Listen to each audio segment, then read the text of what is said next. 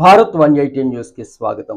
శ్రీ సత్యసాయి జిల్లా కదిరిలో నియోజకవర్గ వైఎస్ఆర్సీపీ సమన్వయకర్త బిఎస్ మక్బుల్ అహ్మద్ చేతుల మీదుగా డిజిటల్ క్యూఆర్ కోడ్ స్కానర్ పోస్టర్ని ఆవిష్కరించారు. ఈ సందర్భంగా మక్బుల్ మాట్లాడుతూ నియోజకవర్గంలో ప్రతి కార్యకర్తకు నాయకుడుకు అండగా ఉంటామని, డిజిటల్ బుక్ వైఎస్ఆర్సీపీ శ్రేణులకు శ్రీరామ రక్షగా ఉంటుందని తెలిపారు.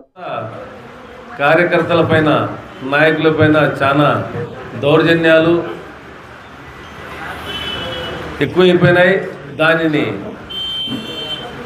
ఆలోచించి జగనన్న ఈ డిజిటల్ బుక్ అనే బుక్ని తెచ్చినారు.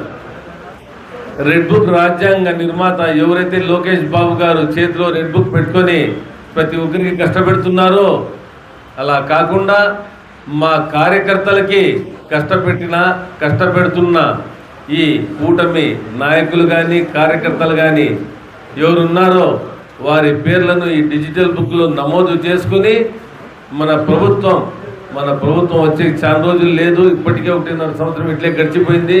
3.5 ఏళ్ళు కళ్ళు మూసుకుని తెరిసేలోగా ఇది కానీ అయిపోతుంది.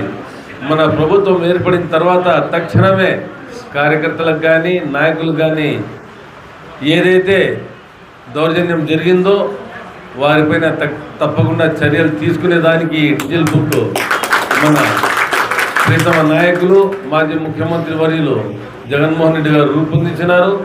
దీనిని ప్రతి కార్యకర్త ప్రతి నాయకులు సద్వినియోగం చేసుకొని ఈ డిజిటల్ బుక్లో వాళ్లకు జరిగిన అన్యాయాన్ని జరుగుతున్న దౌర్జన్యాన్ని దీంట్లో పొందుపరచాలని నమోదు చేయాలని మిమ్మల్ని అందరినీ నేను తెలియజేసుకుంటున్నాను.